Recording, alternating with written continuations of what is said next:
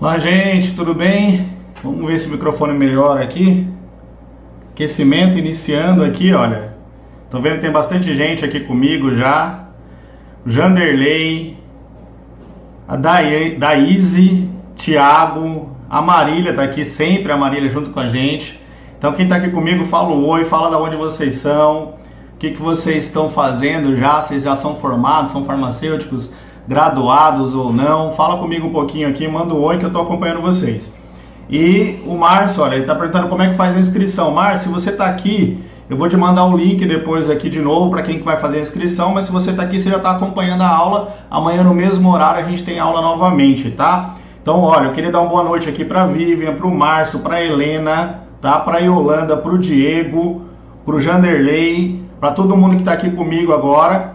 E a gente está aqui ao vivo pelo YouTube. E aí vocês confirmam para mim se o som está saindo, se está tudo ok, se o som está legal, vocês estão conseguindo me ouvir bem, se não estão me ouvindo, está tudo certo para a gente iniciar a aula, para ninguém perder nada, para ser um conteúdo bacana e todo mundo participar, beleza?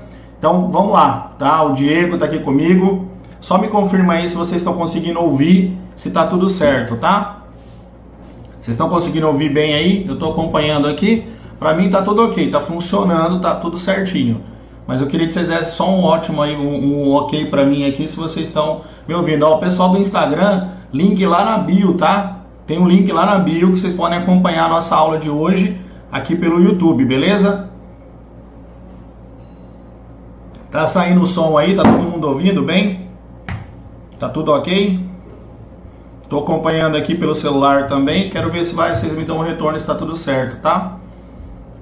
Deixa eu só ver aqui pra gente iniciar a aula, tá? Estudante de farmácia, estão me ouvindo bem aí.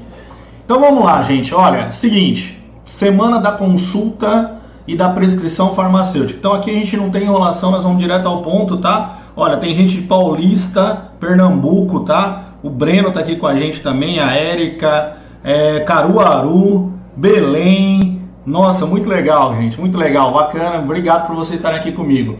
E a gente vai direto ao ponto. Essa semana nós vamos falar hoje, amanhã nós vamos ter aula, quarta-feira e quinta. Quinta a gente encerra a semana da consulta farmacêutica, da consulta e prescrição farmacêutica, beleza?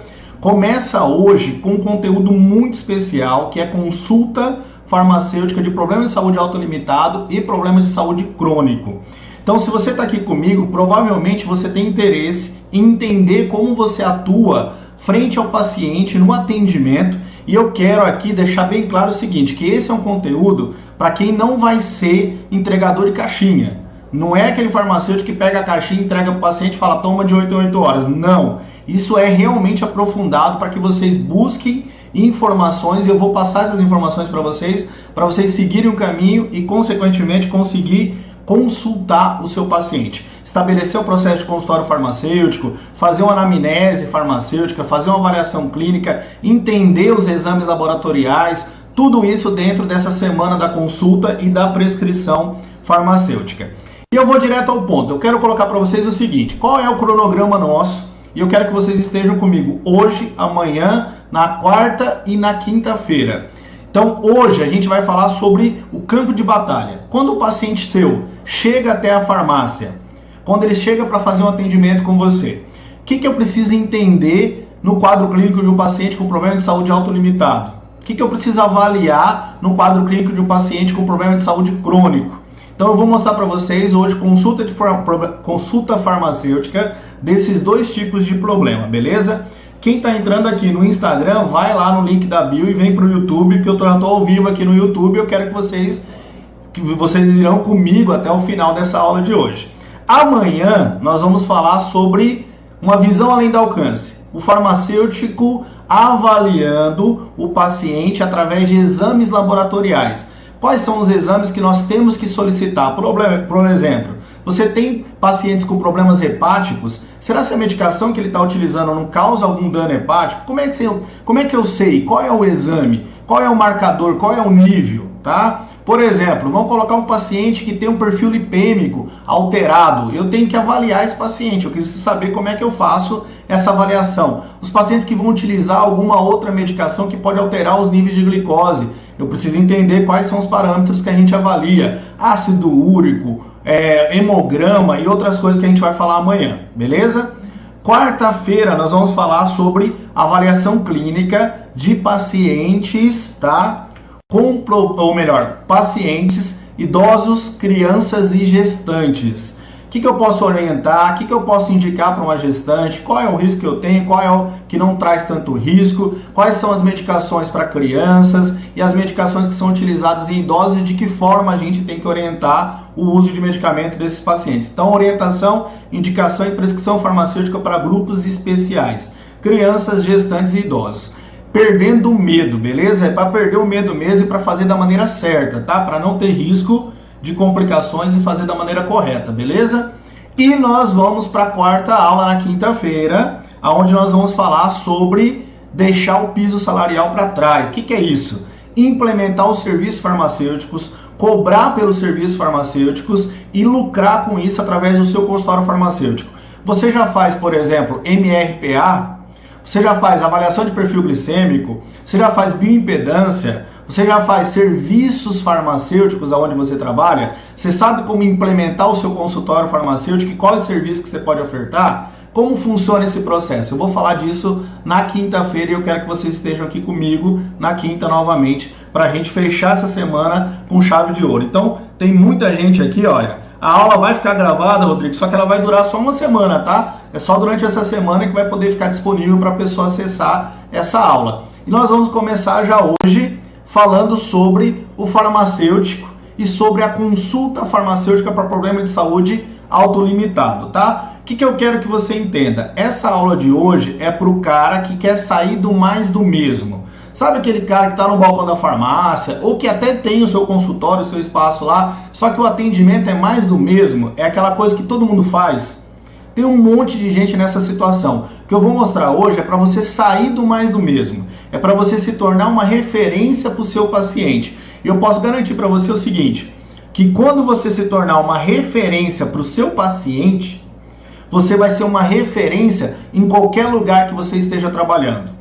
Seja na farmácia sua, seja na farmácia do seu patrão, seja no ambiente de consultório farmacêutico, seja no processo de atendimento no balcão, mas você precisa ter conhecimento clínico para ser referência. Não adianta eu implementar um consultório maravilhoso, eu tenho dinheiro, eu vou montar uma estrutura linda, mas eu não tenho conhecimento clínico. A hora que eu for atender o paciente, ele vai perceber que eu não consigo desenrolar o processo e o problema dele, eu não consigo ajudar ele no problema de saúde. Então isso é para deixar de ser farmacêutico mais do mesmo e se tornar um farmacêutico especialista em consulta, beleza? E aqui a gente tem uma série de profissionais que trabalham com consultas. Então, o que é uma consulta farmacêutica? É uma consulta semelhante à que outros profissionais fazem. Só que nós fazemos uma avaliação mais aprofundada na utilização do medicamento, na prescrição e na avaliação clínica do paciente. Então, nutricionista consulta, o psicólogo consulta, o médico consulta, o enfermeiro consulta e o farmacêutico também consulta. Então, isso tem que ser implementado no local onde você está. E isso vai reduzir os seus receios na hora de orientar o seu paciente. Nós estamos aqui para isso especificamente. Vai melhorar a sua segurança para que você consiga atender melhor o seu paciente e você vai conseguir desenvolver uma consulta sistematizada, baseada em conhecimento clínico e, claro, fazendo com que você tenha uma estabilidade maior na sua profissão, na sua atuação, fazendo a possibilidade de você ir além do piso salarial. Eu tenho farmacêuticos hoje que tiram 3, 5, 6 mil reais só através de serviços e de consulta farmacêutica, desde que ele tenha conhecimento clínico para auxiliar o seu paciente. Se você está no caminho certo, eu não sei, mas você está aqui comigo, então provavelmente você quer entrar nesse caminho. Então eu quero que você entre nessa nova tendência do mercado. E eu vou mostrar para vocês o seguinte, consulta farmacêutica é uma coisa que já está acontecendo. Nós tivemos, por exemplo, em 2019, 3 mil consultórios farmacêuticos funcionando, tá? Isso dados de 2019, a gente não tem dado ainda de 2020. Mais de 5 milhões de atendimentos sendo realizados entre 2017 e 2019.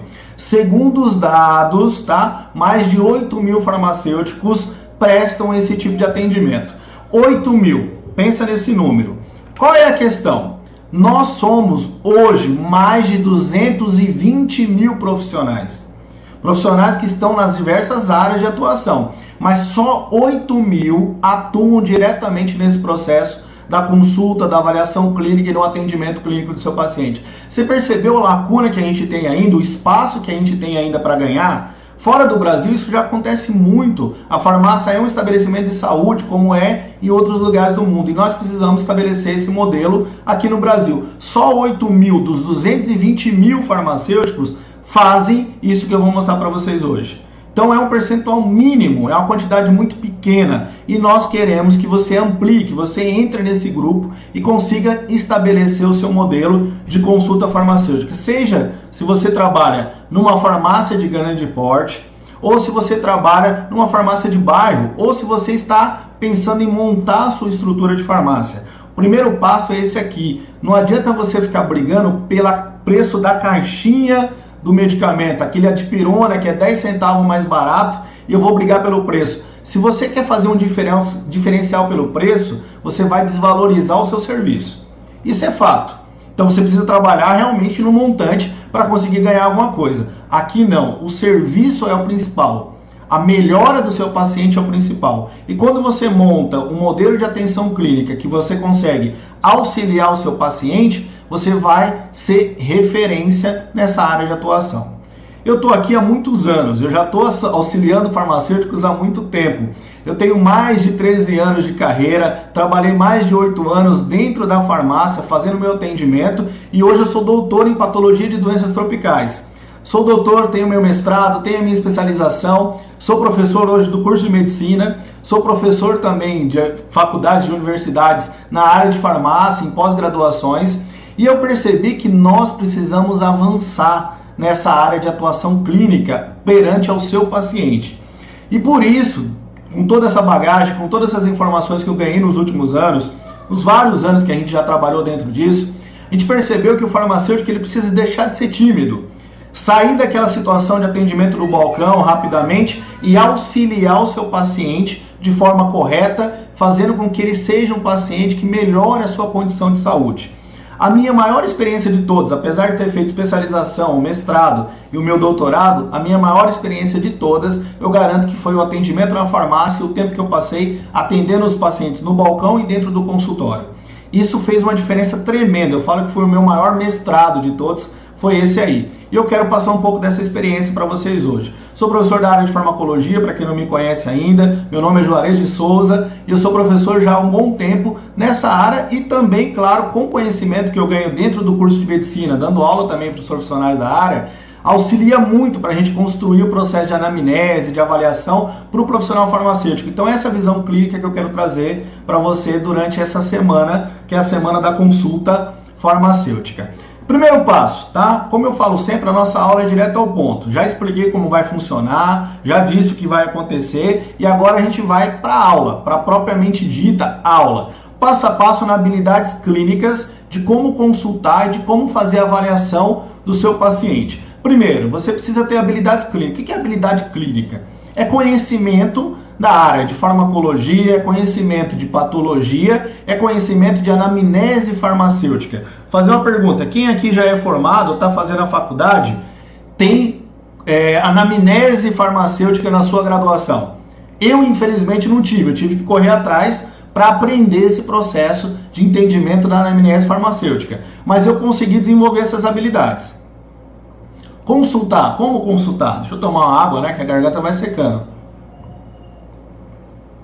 Como desenvolver a consulta farmacêutica? Esse é um passo extremamente importante e é um passo que eu vou mostrar para vocês hoje. E claro, o terceiro é conhecimento terapêutico. Você precisa ter conhecimento na área de farmacologia? Preciso. Conhecimento terapêutico é essencial. 4 pilares, do zero ao topo: orientação clínica, acompanhamento farmacoterapêutico, consulta e implementação do consultório. É isso que a gente vai ver durante essa semana do passo a passo, onde a gente vai buscar nesse processo. Eu vou começar já com um caso clínico, com uma situação real, para que você perceba que a gente está falando do que acontece no dia a dia. Não é nada inventado de outra história, é o que realmente acontece. Então, primeiro, meu paciente chega até a farmácia. Isso acontece muito. O primeiro local e o mais fácil de atendimento é o balcão da farmácia. Ele vai buscar um auxílio seu. E eu tenho certeza, quem está trabalhando no balcão já recebeu vários tipos de paciente. aquele paciente que tem um problema mais severo, aquele paciente que tem uma DST, aquele paciente que tem uma infecção na pele, aquele paciente que tem uma infecção pulmonar, uma infecção de trato respiratório, uma dor de cabeça, uma orientação, e esse paciente vai buscar você até a farmácia para que você possa auxiliar esse paciente. Na maioria das vezes, o que eu vejo na maioria das vezes é o cara perguntar: o que você tem? Ah, eu tenho uma tosse. E aí eu pego um remedinho da tosse. Como é que é a tosse? Ah, é seca. Então tá, toma isso aqui 3 vezes por dia que ele vai melhorar a sua tosse. Isso não é consulta, tá? Isso é um entregador de caixinha. Você vai entregar pro cara, ele vai para casa e você não sabe nem se deu certo, se ele morreu, se ele tá vivo, você não sabe o que aconteceu com ele. O cara chegou com a dor de cabeça, e aí? Tá? Isso não é consulta. E aquele paciente que toma uma série de medicações, vários medicamentos, vou mostrar aqui para vocês, e ele chega até a farmácia e você percebe que está tudo descompensado, a glicemia dele está alterada, a pressão arterial está alterada, ele não tem controle dessas alterações e mesmo assim ele usa as medicações, só que muitas vezes usa de forma incorreta. Esse paciente é o paciente que precisa do seu auxílio. Então eu tenho os pacientes que buscam uma indicação, uma orientação com o profissional farmacêutico, os pacientes que têm uma descompensação, ele toma várias medicações e ele está descompensado, ele não tem organização terapêutica, é um paciente que você percebe que ele está tendo complicações e esse paciente precisa de um auxílio seu. E eu vou começar por um problema de saúde autolimitado. Gente, problema de saúde autolimitado tem uma série. Nós temos afta, cefaleia, dor abdominal, dor nas costas, dor de cabeça de um modo geral, mialgia, outras alterações como febre, a própria dor de garganta, espirro, coriza. Eu mandei para quem se inscreveu um infográfico com uma série de problemas autolimitados, com algumas orientações clínicas desses problemas autolimitados. Então isso já vai ajudar você a entender um pouco desse caminho. E eu escolhi um dos problemas aqui, que é um dos problemas mais comuns e eu vejo muito erro na hora de orientar esse paciente que tem cefaleia. O paciente chega até a farmácia e ele relata para você que ele tem uma dor de cabeça, que ele está apresentando uma cefaleia. Eu já vi muito isso, já acompanhei muito, e a primeira coisa que a pessoa fala: olha, tem esse remedinho aqui, olha, uma Doralgina, né? Ela vai te ajudar a melhorar essa dor de cabeça. Ah, toma isso aqui que ele vai ajudar você a reduzir essa dor de cabeça. O que está errado? Tem muita coisa errada nessa orientação. Tem muita informação errada porque você não fez nenhuma pergunta para o seu paciente. Então, quando a gente pega um caso clínico, pega uma orientação e um paciente que busca um atendimento seu, você precisa entender o que está acontecendo com ele. Eu vou mostrar na anamnese farmacêutica para você entender o que está acontecendo com os nossos 2 casos que eu vou colocar aqui para vocês. Primeiro, uma paciente de 32 anos, foi lá na farmácia, sexo feminino, está com dor de cabeça. Ela relata para a gente que a dor de cabeça ela vem e depois passa. Sente uma sensação de compressão no pescoço, um pouquinho de rigidez ali e, na maioria das vezes, essa dor de cabeça é no final da tarde. Os sintomas já começaram faz uns 4 dias, tá? E ela não tem febre, trabalha como auxiliar contábil. Já contei a história da minha paciente aqui. É uma paciente que tem 32 anos, só que tem alguns detalhes nessa história que nós precisamos entender e se aprofundar um pouquinho mais para conhecer a minha paciente. Nesse caso, ela está descrevendo para mim uma dor de cabeça na região do pescoço, um pouco mais na nuca. Existem várias possibilidades. As pessoas perguntam: olha, pode ser alteração na pressão arterial? Será que essa paciente está tendo elevação na pressão? Será? É isso que está causando a dor de cabeça? Tá? Ela relata também que acontece mais no final da tarde. Tem alguma relação? Qual é a explicação? Pode ter alguma alteração do organismo dela, alteração da glicemia, alteração da pressão arterial, alteração muscular que está levando essa dor de cabeça? Então a gente precisa buscar uma anamnese, buscar uma avaliação mais aprofundada dessa paciente. Então, primeiro caso, uma paciente de 32 anos, está relatando para você essa dor de cabeça, com um pouco de rigidez, uma dificuldade ali, numa compressão na região da cabeça, e a sensação também acontece mais no final da tarde, faz uns 4 dias. Vou colocar uma outra paciente, ok?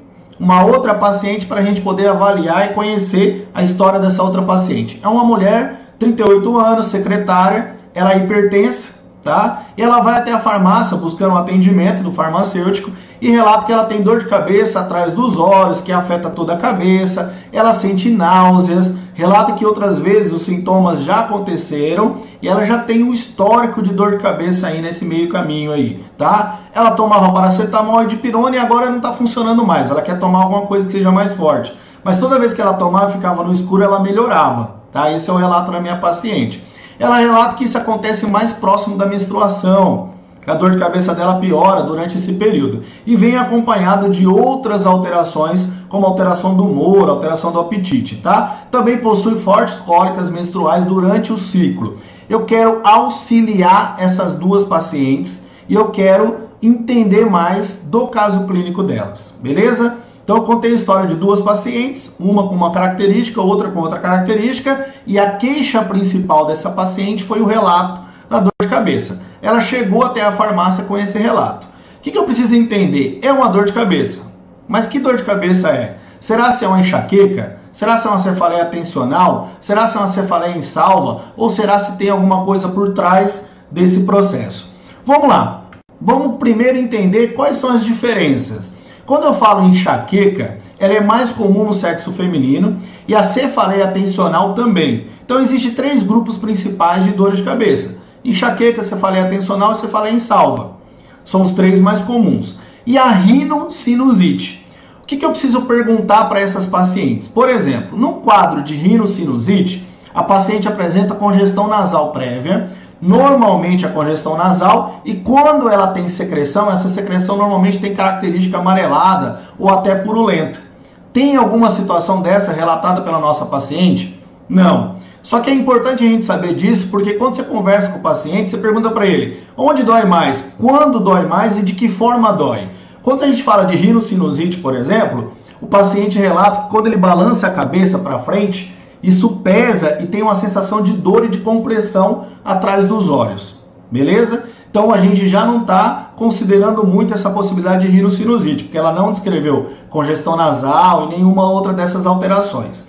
Enxaqueca, uma característica histórica da enxaqueca é a paciente relatar que ela já teve isso anteriormente. A nossa segunda paciente relata que acontece muito próximo do ciclo menstrual. O que acontece próximo do ciclo menstrual? Uma queda hormonal, uma alteração nos níveis de progestágeno e estrógeno.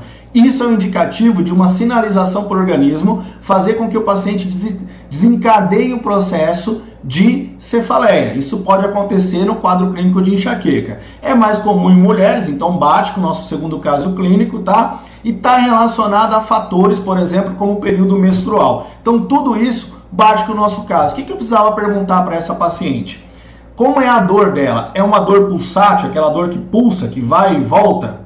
Se for desse tipo, tem característica de cefaleia. É uma paciente que tem alterações que acontecem de dor de cabeça mais no final, início da manhã e no final da tarde, também tem esse perfil. Então encaixa no quadro de enxaqueca, é o nosso segundo caso clínico. E a paciente, quando ela falou pra gente que ela melhora e ela está num lugar escuro, isso também indica as características da enxaqueca.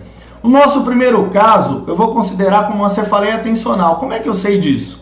Na cefaleia tensional é bilateral, é dos dois lados, tá? Não é uma dor atrás dos olhos, normalmente na região do pescoço, e ela é bilateral. E ela tem a sensação de opressão. Lembra que eu falei que ela tem uma rigidez, uma sensação que fica meio duro? Essa é uma característica de uma cefaleia tensional. Normalmente é no final da tarde, 30 minutinhos ali, ela começa a ter a dor de cabeça. Por quê? Porque está relacionada às atividades do dia a dia. Então, na anamnese farmacêutica, quando você conversar com o seu paciente, não adianta eu só querer indicar a medicação e falar, tome isso aqui, porque muda a terapêutica. Numa cefaleia tensional, a terapêutica é uma. Numa enxaqueca, a terapêutica é outra. E aí eu coloquei cefaleia em salva. Por que não é cefaleia em salva? Normalmente, cefaleia em salva é mais frequente em homens, tá? E ela é uma alteração periorbital com uma dor muito forte em facadas. Esse tipo de dor de cabeça é muito extremo,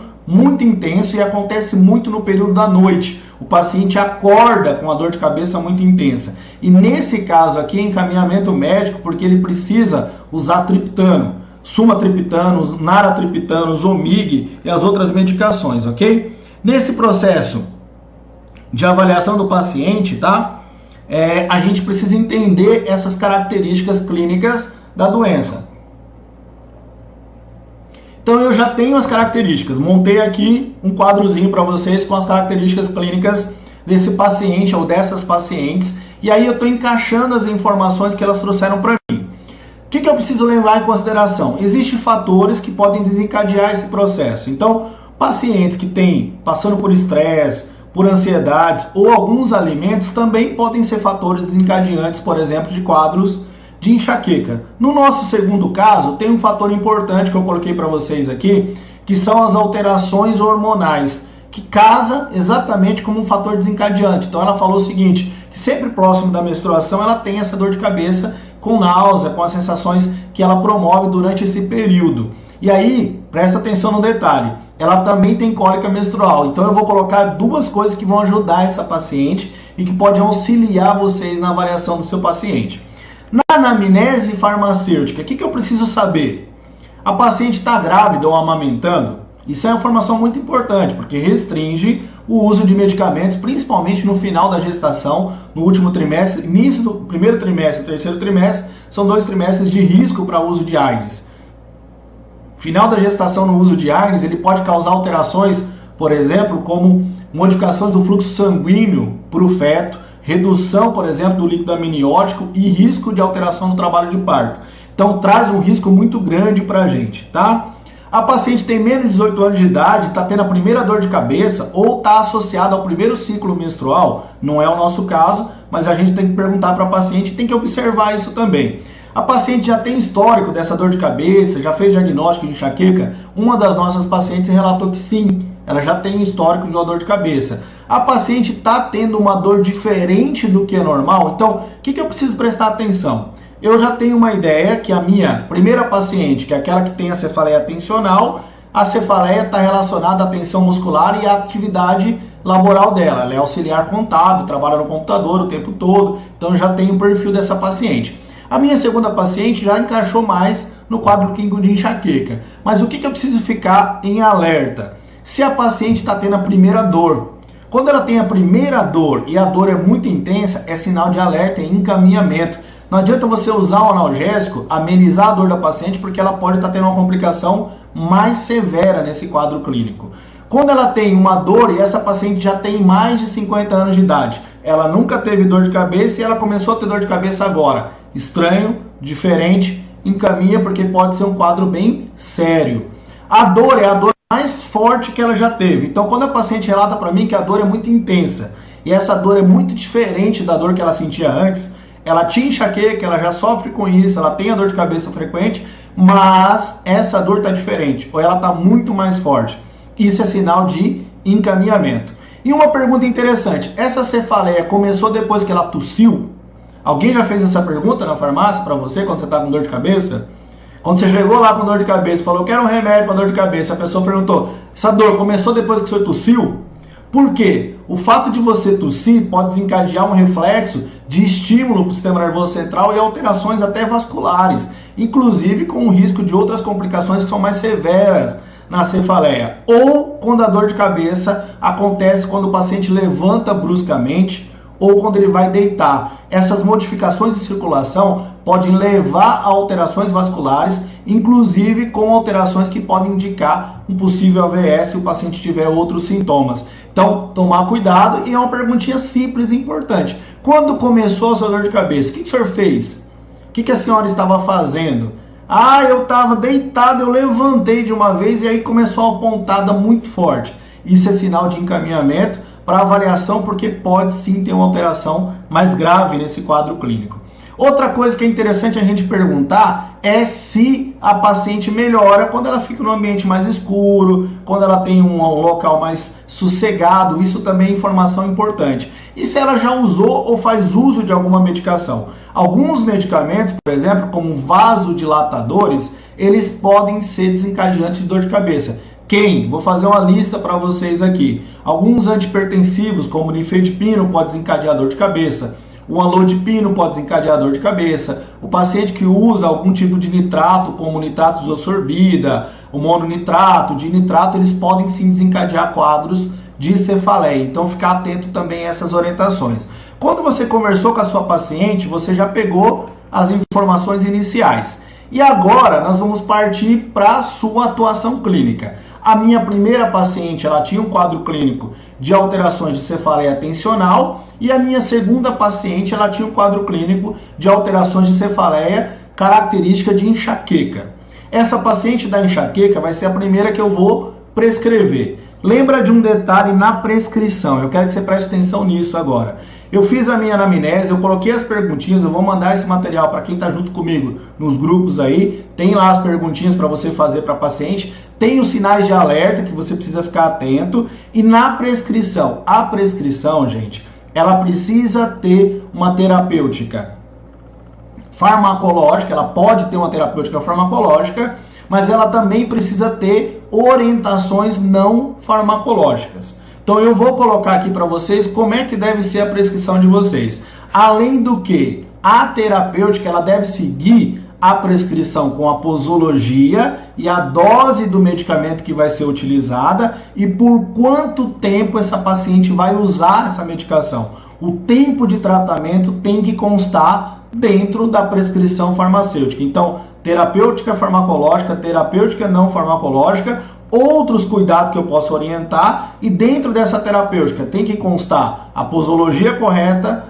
os horários de uso da medicação e o tempo de tratamento para essa paciente que a gente vai fazer a prescrição farmacêutica. Então, tudo isso tem que constar dentro da nossa prescrição. Nós podemos prescrever os MIPs. Quem recebeu o meu e-mail hoje, recebeu a lista de MIPs atualizada 2021. Beleza? Saiu uma lista da Anvisa com todos os MIPs que estão disponíveis para a gente prescrever. É uma lista enorme, tem mais de 200 páginas, se eu não me engano. É uma lista bem grande que tem lá todos os nomes, todas as orientações com relação aos medicamentos que podem ser prescritos pelos farmacêuticos. Então lembra do que? Posologia, dose.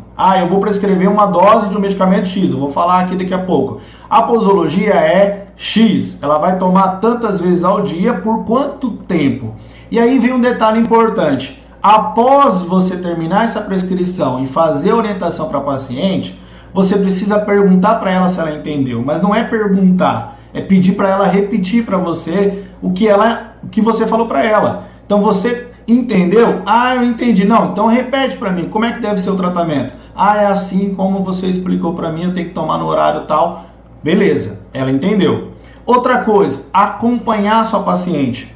Quando você fizer o atendimento, você não pode simplesmente prescrever e deixar a paciente ir embora sem saber o que aconteceu. Eu preciso anotar o telefone, eu preciso ter um prontuário simples, colocar dados dessa paciente para falar com ela daqui 2, 3 dias e ver se deu certo, se funcionou ou não a terapêutica para essa paciente. Então, tudo isso faz parte do processo de prescrição. A orientação farmacológica, a orientação não farmacológica, outras intervenções, o acompanhamento e o entendimento da prescrição, de como deve ser usado a medicação. Parece simples, mas faz parte do conjunto da consulta. Eu chamei essa paciente, ela vem lá para o meu consultório, eu tenho um espaço físico isolado, tranquilo, que eu possa conversar com a paciente. Não é no balcão da farmácia que a gente faz isso. Eu fiz a minha anamnese, ela contou a história, fiz algumas perguntinhas entendendo o que ela tem, se ela usa alguma medicação ou não, as características, encaixou na situação clínica que eu posso prescrever, nesse caso, algum problema de saúde autolimitado, e eu vou entrar com a prescrição. Então, vamos lá. Depois que a gente já avaliou o paciente, a gente já tem a noção do que está acontecendo com ele, já fizemos aquelas perguntinhas essenciais que vão ajudar a gente na anamnese farmacêutica, saber as características. Então, nosso exemplo aqui são de 2 pacientes que têm problema de saúde relacionado a alteração autolimitada, um problema de saúde como cefaleia, que é uma coisa muito comum e acontece com muita frequência. A gente partiu para a parte da prescrição farmacêutica. Primeiro, vamos entender o seguinte, qual é a próxima etapa? Prescrição farmacêutica, eu vou colocar as opções terapêuticas que você pode utilizar. A nossa segunda paciente tem uma característica clínica de desenvolver um quadro de enxaqueca. Toda a história dela encaixa com as alterações. Ela tem um histórico relacionado a outras dores que ela já apresentou anteriormente. Ela relata que essas alterações ela acontecem também durante ou próximo do ciclo menstrual, que tem as características que se encaixam já com o problema de saúde relacionado à enxaqueca.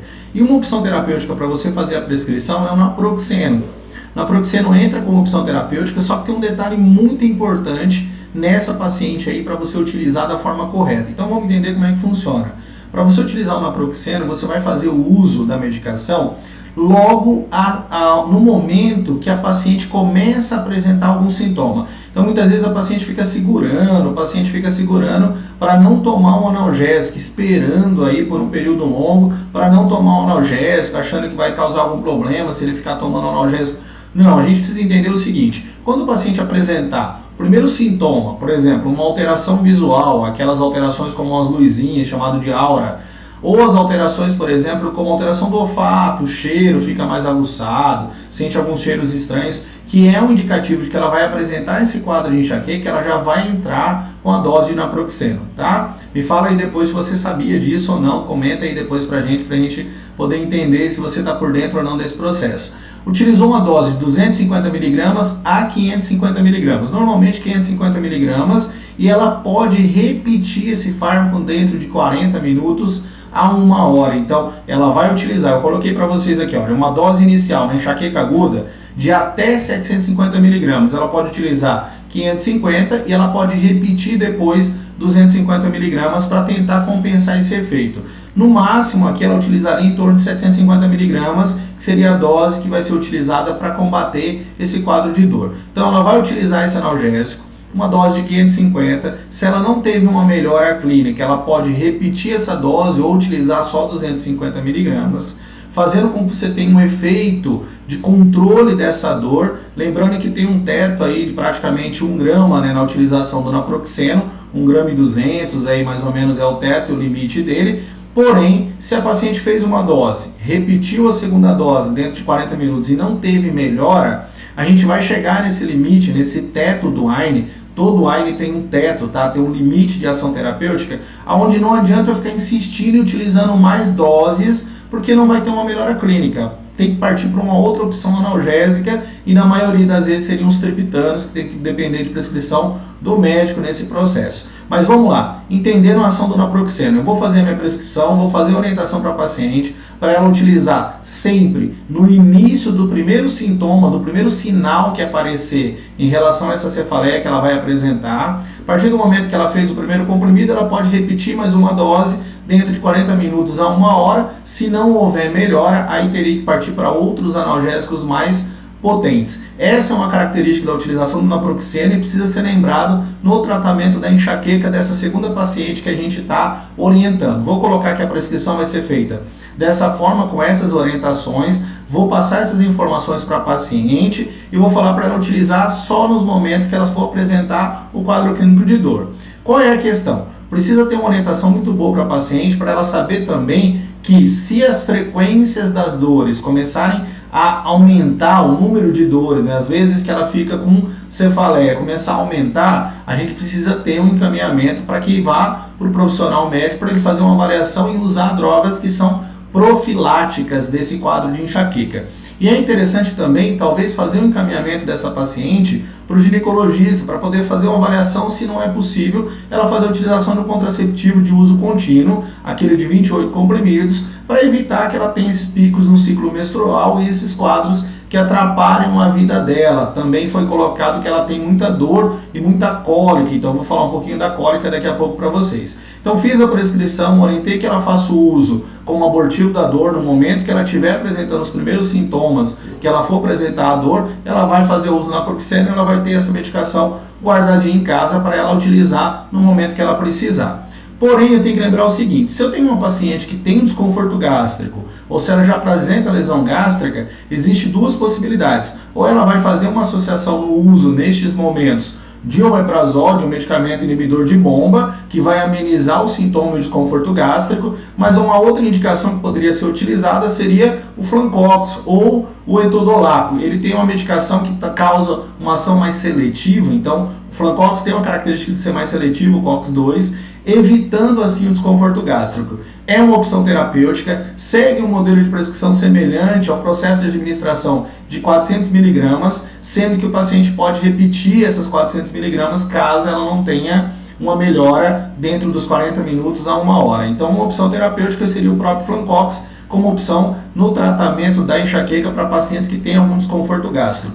Ou o uso do naproxeno, se possível, associado ao inibidor de bomba para evitar esse desconforto gástrico dessa paciente. Então, é uma opção terapêutica e são duas opções bastante efetivas. Poderia até adicionar a utilização da dipirona de 500 a 1 grama, mas normalmente com a utilização desses AINES você tem uma efetividade clínica muito boa.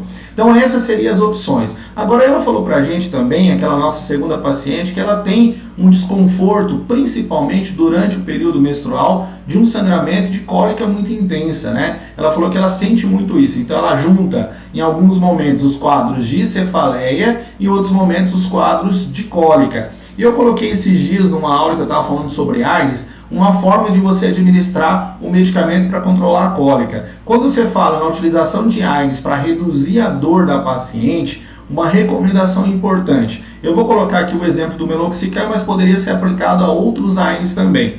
A utilização do analgésico, do anti-inflamatório, na verdade, sempre 3 dias antes de começar o sangramento. Então, uma recomendação básica, uma recomendação importante para essa paciente, que ela faça a utilização desse analgésico, no mínimo aí 3 dias antes de começar o sangramento. Poderia ser o meloxicam, que mostra uma efetividade clínica muito boa. A utilização do meloxicam seria na dose de 7,5 ou até 15 miligramas, dependendo do quadro, e ela vai fazer o uso durante 5 dias, quer dizer, 3 dias antes de começar o sangramento e durante mais 2 dias durante esse processo do sangramento.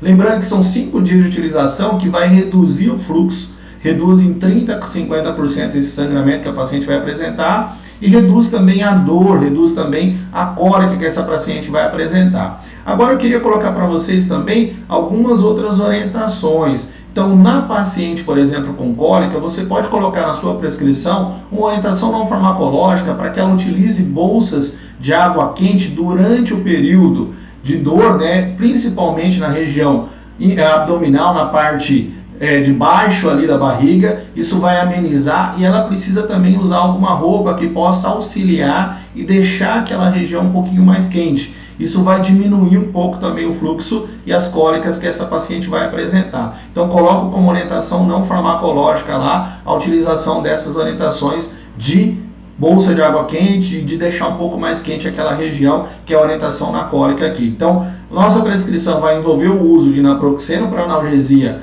da dor de cabeça da paciente e pode envolver o uso da indicação de meloxicam ou de outros anti-inflamatórios, como a nimesulida, outras drogas que são empregadas, né? Existe uma série de fármacos que podem ser empregados para esse tratamento da cólica, mas o meloxicam demonstra uma eficácia muito interessante. Só o detalhe, também interessante anotar aí, porque são 5 dias, 3 dias antes de começar o fluxo e depois mais 2 dias para manter esse processo e manter a eficácia da formulação e da medicação para controlar essa dor da paciente. Então, uma orientação básica aqui, tá? Quanto ao encaminhamento, coloquei para vocês o modelo aqui de encaminhamento. Então você vai colocar o nome do paciente, vai colocar a orientação para que você está encaminhando. Você está encaminhando para quem? Para o ginecologista, psiquiatra, para o psicólogo, para o nutricionista, para quem você está encaminhando essa paciente. Então uma orientação aqui. Você vai fazer um encaminhamento dessa paciente para o ginecologista, falando que ela está sofrendo com um quadro clínico de cefaleia, principalmente nos períodos menstruais, e ela relata uma cólica bastante intensa. Está sobre o uso de analgésico, você coloca que ela foi utilizado naproxeno ou está empregando também o meloxicam para controlar essas cólicas, e essa paciente vai fazer o uso dessas medicações e vai fazer o tratamento depois com a possibilidade da utilização de contraceptivo ou de outras medicações que possam diminuir esse fluxo ou até impedir esse ciclo menstrual, né, fazendo com que ela não tenha essas cólicas também, e claro, melhorando a qualidade de vida desta paciente. Lembrando também que eu posso fazer orientações para enxaqueca, que são orientações não farmacológicas, são orientações de utilização de alguns produtos que podem melhorar o quadro clínico da paciente. Então eu coloquei aí na enxaqueca a utilização do naproxeno ou do Flancox como prescrição para você orientar a paciente a fazer a utilização correta, e você pode orientar a paciente a fazer o uso frequente de gengibre em várias possibilidades. Eu coloquei aqui para vocês, olha, ele pode fazer a imersão, que seria a infusão, na verdade, que seria a forma de chá, né, sendo utilizado aí em torno de 150 ml de gengibre. A paciente pode fazer também o formato de tintura, tem a possibilidade do extrato, do xarope, mas acho que o chá é o mais fácil. O que o gengibre faz? O gengibre auxilia na redução da dor dessa paciente. Só que tem um detalhe que me perguntaram esses dias e eu quero compartilhar com vocês aqui. Por exemplo, uma das farmacêuticas que acompanha a gente dentro do nosso curso de gestão clínica, consulta e prescrição farmacêutica, ela levantou a hipótese do gengibre causar alteração da pressão arterial. Não, normalmente você não tem modificação da pressão arterial com a utilização do gengibre. Então, poderia ser empregada para essa paciente mesmo ela tendo um quadro de hipertensão, não teria nenhuma alteração. Lembrando que ela precisa fazer o uso da medicação antihipertensiva de forma correta, organizada, para que ela não tenha alterações devido à utilização do anti-inflamatório também, mas normalmente o gengibre não vai causar essas modificações. Então poderia ser utilizado ali uma xícara de 150 ml que pode ser usado 3 até 4 vezes por dia para reduzir as crises, para melhorar o quadro e pode ajudar ela a reduzir essas dores de cabeça. Outra coisa que ajuda bastante é a própria cafeína. Então, muitos pacientes que têm enxaqueca também têm uma relação com a utilização de cafeína e uma recomendação que poderia ser feita se a paciente já acostuma a utilizar café, ela já toma café, poderia ser recomendado que ela tome aí doses de 3 até no máximo 4 xicrinhas de café, que pode auxiliar ela no combate da dor. A gente sabe que a cafeína tem uma capacidade de reduzir a dor do paciente, melhorar o quadro de cefaleia, isso já está comprovado, e ela tem uma ação diurética fraca, então durante esse período também do ciclo menstrual, onde a paciente pode ter um sintoma de inchaço e tal, o cafezinho pode ajudar de alguma forma. Então o gengibre e o café entrariam como medidas não farmacológicas e orientações para que essa paciente também fizesse hábitos saudáveis de vida, tanto para reduzir a cólica como para reduzir a enxaqueca. Então, a atividade física auxilia muito essa paciente a melhorar o quadro clínico de cólica e de enxaqueca. Poderia colocar na minha prescrição, vou voltar aqui rapidamente na prescrição só para a gente lembrar que entra aí as orientações que são de medidas farmacológicas, onde a gente já colocou as possibilidades terapêuticas. Entra as medidas não farmacológicas, como utilização de chás e outras orientações, e entra outras intervenções de cuidado de saúde. Então, poderia recomendar para que ela comece a fazer uma atividade física mais frequente, uma rotina de atividade física. Quanto? 150 minutos por semana. Lembra desse número? 150 minutos por semana seria o ideal para que essa paciente melhore sua condição física e, consequentemente, controle esses sintomas que ela está apresentando. Então, essas orientações elas são extremamente importantes e elas podem auxiliar muito a sua paciente a melhorar sua condição de saúde. Mostrei para vocês aqui como é que monta esse processo da prescrição, isso para um problema de saúde autolimitado, desde uma anamnese farmacêutica com as perguntas corretas, orientação clínica da forma correta, as orientações de indicação e de prescrição farmacêutica e o que tem que constar dentro desse receituário. Dentro também desse receituário que eu mostrei para vocês, e eu mandei esse material também para que vocês possam ter acesso, lá vai constar as informações de dados da paciente, quem é a paciente. É interessante que você tenha guardado com você uma cópia dessa receita para que você fale com a paciente novamente para ver se surtiu o efeito aquilo que você orientou ela a fazer. Não adianta nada eu entregar o receituário e falar para a paciente ir embora e nunca mais falar com ela. Eu preciso ter uma informação de retorno para saber o que aconteceu com essa paciente. E vamos fechar o quadro clínico da nossa segunda paciente, que é um quadro até mais simples. Então, no caso dela, uma paciente de 32 anos, ela estava relatando dor de cabeça. A dor de cabeça tem uma característica muito relacionada à cefaleia tensional. Todo o perfil, até a questão do trabalho dela, ela trabalha como auxiliar contábil, então provavelmente fica muito tempo sentado numa posição, mexendo no computador, tudo isso auxilia nesse quadro de cefaleia. O que poderia ser recomendado? Um analgésico simples com a utilização ou de paracetamol ou de pirona, ou se você quiser implementar um AINE, caso seja necessário, a utilização do naproxeno seria recomendado também para essa paciente. E nesse caso especificamente, poderia usar o naproxeno ou o ibuprofeno, que tem uma eficácia muito boa, e associaria um relaxante muscular. O cara usou Prodol, uma ciclobenzapina, que poderia auxiliar essa paciente a melhorar do seu quadro clínico. Lembrando das recomendações básicas da utilização do relaxante muscular, sempre no período da noite, para que ela não tenha uma sonolência diurna. E o AINE, ela poderia empregar aí pelo menos 3 a 4 vezes ao dia, fazendo com que diminua esse processo inflamatório que está instalado nessa região, principalmente na região do pescoço, por causa do processo de posição que ela está sentada, e fazer a orientação também da utilização do relaxante muscular antes dela ir dormir.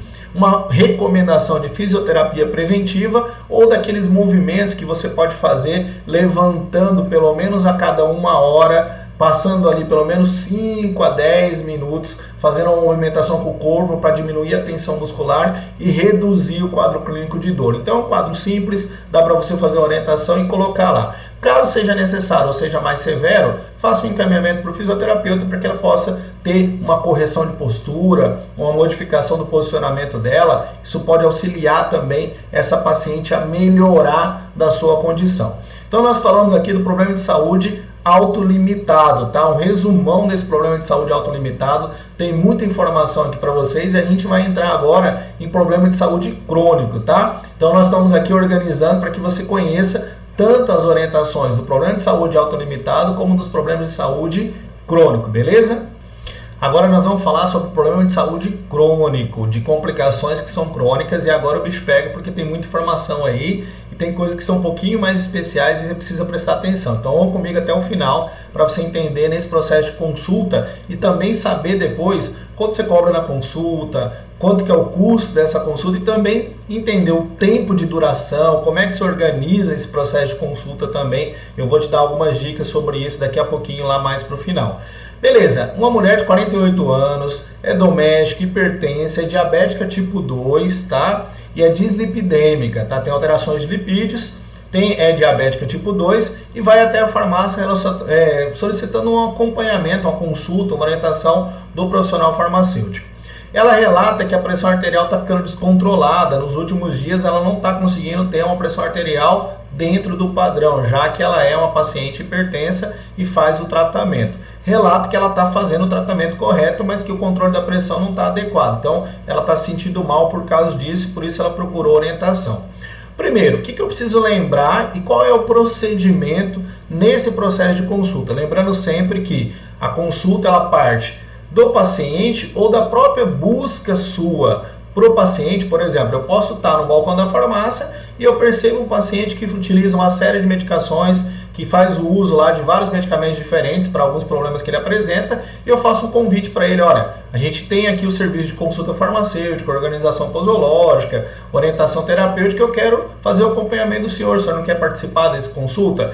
Faço a orientação, levo ele para o consultório lá e vou fazer o atendimento. Essa nossa paciente, ela buscou esse atendimento já, ela veio com a gente procurar esse atendimento, buscando ali as informações, porque ela não está se sentindo bem e a pressão arterial dela está bem ruim, não está muito bem controlada. Vamos lá, qual é o procedimento nessa consulta? Depois que essa paciente chegou no meu consultório, que eu vou sentar junto com a paciente, vou conversar com ela, lembrando que nós vamos falar de consultório na quarta aula, né? Quinta-feira nós vamos explicar como é que é esse consultório, o que ele tem que ter, qual é a estrutura e quais são os serviços que se oferece, então não perca essa aula também. E aí, ó, seguinte, ela chegou lá, sentou comigo, eu vou conversar com a paciente. O que eu preciso fazer? 4 coisas importantes, tá? Análise da medicação, orientação posológica, retirada dos medicamentos indevidos e exames de acompanhamento dessa paciente para verificar se o procedimento que você fez está correto. Então, 4 coisas, 4 etapas que você precisa desenvolver. A prescrição dessa paciente é essa aqui, ó. Dá uma olhadinha com calma aí comigo. Vamos lá. A atorvastatina de 20 mg, ela toma uma vez à noite. A losartana potássica de 50 mg, ela toma uma vez de manhã. O atenolol de 25, ela toma 2 vezes esse atenolol. Ela toma clopidogrel já, tá? Uma vez à noite. Ela toma hidroclorotiazida 2 vezes já. Então ela toma atenolol, hidroclorotiazida e losartana como antihipertensivo aí. Ela faz uso de metformina de 850 mg de manhã. Faz uso de glibenclamida, tá? De 5 mg uma vez ao dia. Faz uso de azepam no período da noite. E ela toma ainda omeprazol quando ela se sente meio mal do estômago. E de vez em quando toma lá uma dosinha de um antiácido, que é o Milanta Plus. Nossa, professor, é um monte de medicamento, é uma paciente relativamente jovem. Gente, tem muitos pacientes que têm várias complicações. O paciente está acima do peso, tem complicações cardiovasculares. Então é muito comum isso acontecer, independente da faixa etária do paciente. É mais comum com o paciente mais velho, mas pode acontecer com o paciente mais jovem. Então eu coloquei para vocês aqui uma paciente que é relativamente jovem, 48 anos, mas que toma uma série de medicamentos. Isso é um fato real de uma paciente que a gente acompanha e que estava nessa situação que eu estou colocando para vocês aqui. Então ela já faz o uso dos medicamentos para controlar o lipídio dela, para controlar a pressão arterial, para reduzir o risco de complicações cardiovasculares, antihipertensivos e medicamentos para diabetes. Vamos entender como é que ela fazia o uso e qual é o problema que ela está apresentando. Então a queixa principal dessa paciente é um desconforto no processo um descontrole desse processo da pressão arterial, da regulação da pressão arterial dela. Nós fizemos uma verificação da pressão arterial dela e, em média, pelo período da manhã está dando 155 por 95 e no período da noite 149 por 90.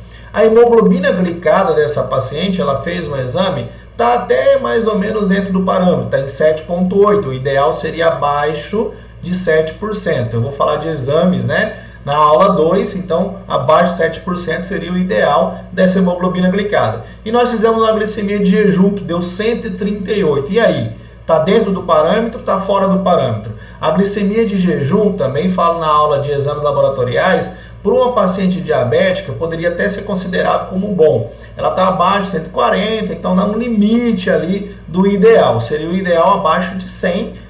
Perfeito, seria ótimo, mas a gente tem um nível de tolerância em algumas situações, principalmente quando o paciente não está conseguindo fazer o uso correto da medicação, chegando no máximo a 140 miligramas. A aula de avaliação de exames laboratoriais é muito importante para você entender esse processo, tá? Glicemia pós-prandial de 178. Essa glicemia pós-prandial já está meio fora do padrão, não é ideal que ela esteja dentro desse valor, então também falei na aula aí de exames laboratoriais quais são os parâmetros que nós temos que seguir.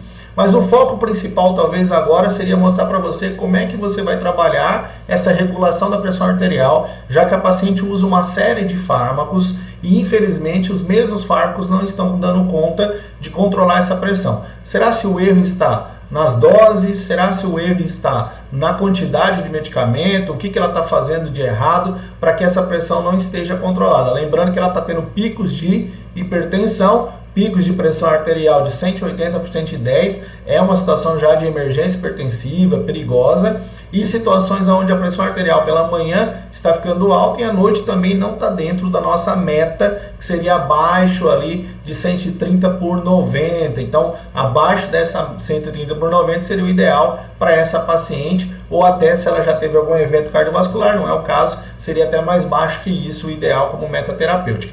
Mas vamos lá, primeiro eu observo o que ela está fazendo, quais são os horários que ela está utilizando essas medicações. A gente precisa entender o seguinte, que o primeiro passo é a organização posológica.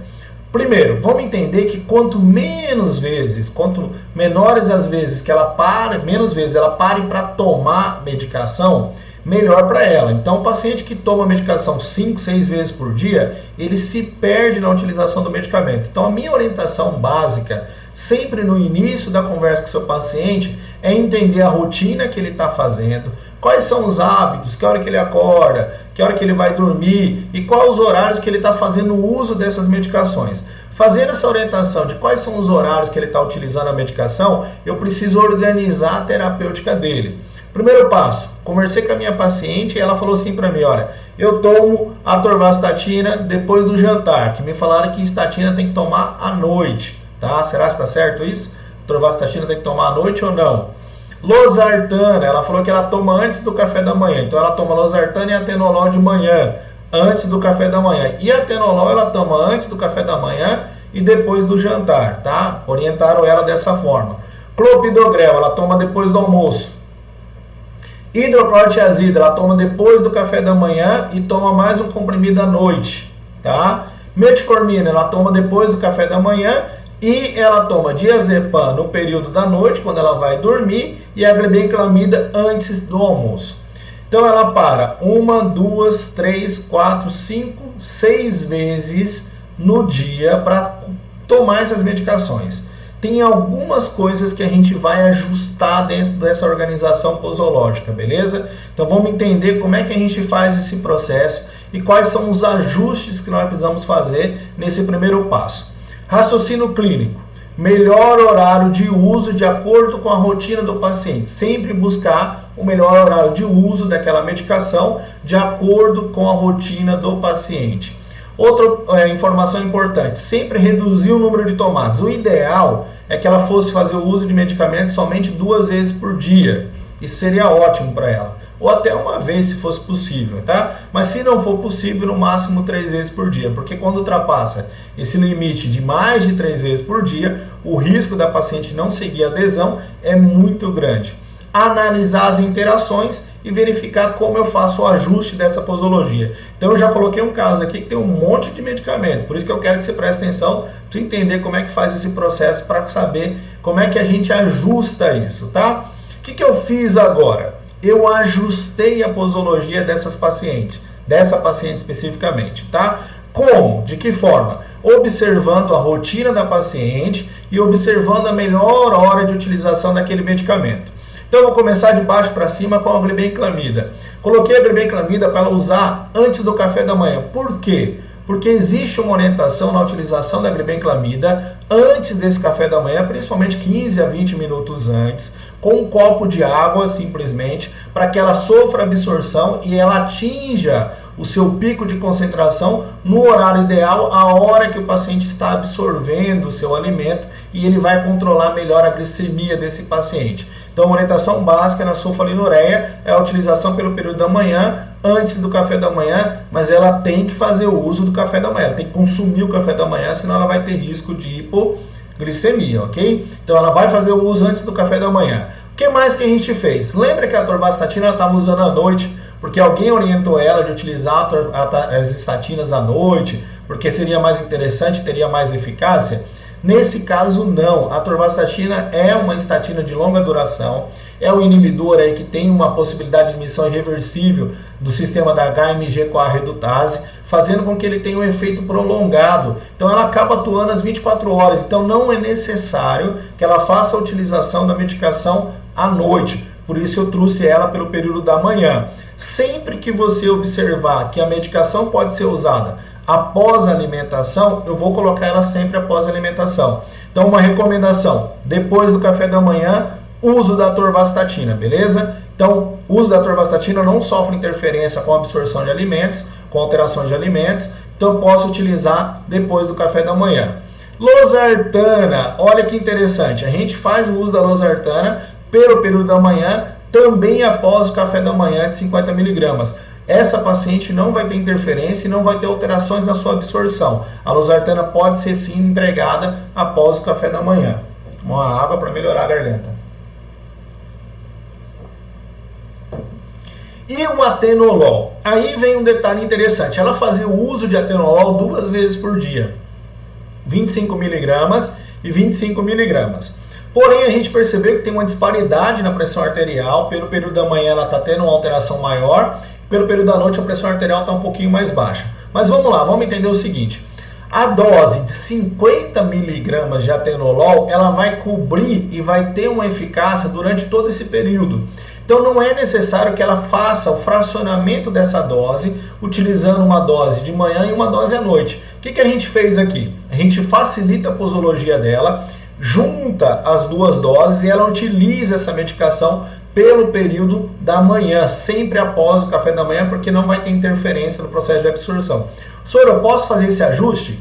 Posso fazer esse ajuste, é um ajuste de posologia. Eu não estou modificando especificamente a dose, ela já tomava 50 mg, só que eu estou organizando essa posologia para que ela seja usada de uma forma única pelo período da manhã. E ela vai fazer a implementação dessa medicação pelo período da manhã, vai manter a sua eficácia, o benefício para ela vai ser muito grande, porque ela vai evitar o uso frequente de vários medicamentos durante o dia, fazendo com que a medicação também tenha um benefício. 50 mg vai fazer um efeito e vai trazer um benefício para ela durante todo o dia, controlando e ajudando no controle dessa pressão arterial, ok? Outra coisa que eu fiz o ajuste também, olha, o atenolol a gente fez o de 50 e a hidroclorotiazida. Agora a pergunta, a hidroclorotiazida é no período da manhã, tem que ser de manhã? Não, vamos entender uma coisa, existe um processo chamado freio diurético. E toda vez que você se alimenta, principalmente na refeição maior, normalmente no almoço, o paciente tem uma ingestão maior de sódio. O fato dele ter uma ingestão maior de sódio faz com que você engane um pouco o sistema renina-angiotensina e faz com que o diurético tenha maior eficácia, maior efetividade. Então, o freio diurético, que é uma alteração da secreção de renina e do sistema renina-angiotensina, ele faria com que o diurético diminuísse o seu efeito. Porém, se você fizer o uso próximo às principais refeições, nesse caso, próximo ao almoço, você reduz esse freio diurético. Por isso que eu coloquei aqui para fazer o uso após o almoço da hidroclorotiazida. E lembrando que ela fazia o uso de 25 mg 2 vezes por dia. Também não tem essa necessidade. Você pode fazer o ajuste da dose e os 50 mg uma vez por dia vai cobrir esse efeito e vai trazer benefício para a paciente, sempre lembrando que vai evitar esse freio diurético, que seria esse aumento na secreção de renina e no processo da angiotensina 2 também, se você fizer o uso próximo às principais refeições, onde você tem uma sobrecarga de sódio e você acaba enganando o sistema da mácula densa e da secreção de renina. Então juntei a hidroclorotiazida, 2 de 25, uma de 50, para ela fazer a utilização após o almoço e durante o dia, muito mais interessante do que ela tomar um diurético no período da noite, que vai dar vontade dela fazer xixi, vai ter que ficar levantando à noite, vai atrapalhar a qualidade de sono dela, ok? Clopidogrel, trouxe o clopidogrel para depois do almoço. Se fosse, por exemplo, um AS, um ácido acetilsalicílico, também poderia ser utilizado após o almoço para evitar desconforto gástrico. No caso do clopidogrel, não vai ter interação de alterações de absorção e ele vai manter a sua eficácia. Metformina, recomendação da metformina aí, acho que eu coloquei 500, mas 850 que ela utiliza, ela vai fazer o uso depois do almoço. E isso vai trazer menos desconforto gástrico. Então, metformina normalmente causa desconforto gástrico, causa uma sensação de diarreia, causa gases, causa uma sensação que incomoda muito a paciente. Então, uma recomendação é que ela faça o uso após o almoço, controlando a glicemia pós-prandial, fazendo o controle da sua glicemia de forma eficiente e também, claro, melhorando esses efeitos adversos, reduzindo esses efeitos adversos, ok? E o diazepam? O diazepam continua antes de dormir, ela precisa fazer o uso pelo menos 20 minutinhos antes de dormir, porque ele vai trazer um benefício para ela da qualidade do sono, isso foi uma recomendação do próprio psiquiatra, nós não vamos mexer diretamente nesse cara. Ele vai continuar sendo utilizado no horário que era para ele utilizar. Mas vocês viram que a gente ajustou e agora ela vai parar poucas vezes para fazer o uso da medicação? A gente conseguiu ajustar para praticamente 3 vezes por dia, onde ela vai fazer o uso da medicação. Sempre seguindo o quê? A orientação da melhor horário de posologia, a orientação sempre da possibilidade do uso após a alimentação e sempre verificando essas possibilidades de ajustes terapêuticos, tá? Outro detalhe que eu quero colocar para vocês. Eu fiz o ajuste aqui por cor. Então você pode fazer a orientação para ela por cor também. Talvez identificar as caixinhas, fazer a orientação por cor para ela saber qual é o horário que ela toma e de que forma ela vai utilizar essa medicação. Isso vai ajudar no entendimento dela e vai saber qual é a melhor opção e qual o ajuste que ela precisa fazer para fazer a terapêutica de forma correta. Omeprazol e Milanta Plus. Ainda sobrou esses dois caras que ela já faz o uso aí, porque ela diz que tem desconforto gástrico, ok? Então vamos falar um pouquinho deles aí depois e vamos falar esse ajuste aí também nesse processo. O que eu preciso ficar de olho nessa paciente? A partir do momento que eu fiz esse ajuste, pode haver uma melhora, é possível que vai haver uma melhora desse controle da pressão arterial, mas eu preciso lembrar sempre que quando eu faço qualquer ajuste na posologia ou mudança de administração da medicação, há uma alteração também que pode vir acompanhada com essa nova terapêutica, com esse novo ajuste, que é a chamada hipotensão ortostática. O que é a hipotensão ortostática? É quando a paciente tem a queda de pressão arterial quando ela se levanta. Então eu sempre recomendo para que os pacientes que façam uso de antihipertensivos, principalmente quando fazem ajuste de posologia ou quando estão iniciando o tratamento, eles tomem um pouquinho mais de cuidado na hora de se levantar. De preferência, levanta, ou melhor, de preferência, senta um pouquinho, né, na beirada da cama ou no sofá, para depois se levantar e, claro, levantar com apoio, tá? Principalmente se o paciente for mais idoso, que aí o risco de complicações é um pouco maior. Mas essa orientação é uma orientação básica, simples, que você pode fazer para o seu paciente, sempre que ele começar o tratamento com antihipertensivo ou se ele fizer algum ajuste de dose desse antihipertensivo. Levantar, mas levantar com mais calma, preferência, se ele for idoso, né, sentar um pouquinho na beirada da cama, para depois se levantar, 2, 3 minutinhos para depois se levantar, porque ele pode se levantar de forma abrupta, ter uma queda de pressão arterial e correr o risco de complicações, ok? Vamos lá, vamos aqui às interações. O que não seria interessante nessa nossa paciente? O uso do omeprazol. O omeprazol ele acaba interferindo no processo metabólico da exenzima 2C19, né, do citocono P450, e isso modifica a conversão da forma ativa do clopidogrel. Então, o omeprazol está prejudicando a eficácia do clopidogrel nessa paciente especificamente. É uma interação relevante, uma interação importante que pode trazer complicações cardiovasculares. Se for necessário, há uma forma, há uma alternativa. Mas vamos lá, primeira opção, ela não deveria fazer o uso do omeprazol, só se realmente ela tiver alguma necessidade. E lembrando que o omeprazol tem que fazer o uso por um período curto, é para tratamento, não é uma medicação para fazer o uso frequente, diário e contínuo. Então é um tratamento. Primeiro, porque o omeprazol e todos os inibidores de bomba, eles diminuem a calcificação, eles podem diminuir e atrapalhar o processo de digestão, eles aumentam o risco de infecção gastrointestinal, então isso piora o quadro clínico da paciente. Suspender o omeprazol seria o ideal. Caso não tenha a última opção, não tenha essa possibilidade, há alguma necessidade de tratamento, ela vai fazer a terapêutica com um inibidor de bomba, uma opção seria o pantoprazol, por interferir menos nesse sistema de metabolismo, de conversão enzimática do clopidogrel e, consequentemente, não atrapalhar tanto a ação do antiagregante plaquetário. Então, uma alternativa, de preferência suspender o omeprazol é o ideal, mas eu coloquei aqui como alternativa a possibilidade do pantoprazol. O Milanta Plus, inofensivo, tranquilo, não tem problema, não vai causar nenhum dano, nenhuma alteração. Não, nesse caso, suspenda a utilização do antiácido. Não é recomendado que ela faça o uso porque ele vai interferir na própria absorção da atorvastatina, impedindo a ação da atorvastatina e atrapalhando a ação sistêmica dela. Então não é interessante que ela faça o uso de antiácido, até porque o antiácido também vai atrapalhar a ação dos próprios inibidores de bomba e de outras medicações. Então, suspenda o uso do antiácido, não faça utilização dele e retire a possibilidade da utilização dessa medicação, ok? Então, a atorvastatina não é compatível com o uso do antiácido. Vamos às metas terapêuticas. Eu falei que para essa paciente ela precisa ter uma melhora clínica, uma melhora das condições de saúde dela. E a principal melhora é a redução da pressão arterial. Essa paciente é uma paciente de risco cardiovascular alto, porque ela já é diabética. Então ela já entra como classificação de risco alto para problemas cardiovasculares. O ideal é que a pressão arterial dela esteja abaixo de 129, tá? Então, paciente de risco alto, pressão arterial sistólica abaixo de 129 e pressão arterial diastólica abaixo de 79. Essa é a recomendação 2020 da Diretriz Brasileira de Hipertensão. Essa é a minha meta e depois eu vou mostrar como é que você faz o acompanhamento para saber se ela chegou nessa meta. Então, até agora eu fiz o ajuste da posologia, orientei de que forma ela tem que usar e aí depois eu vou fazer o acompanhamento para ver se deu certo ou não. Glicemia, eu falei para vocês que a gente poderia usar a glicemia de jejum para avaliar se o parâmetro estaria adequado ou não.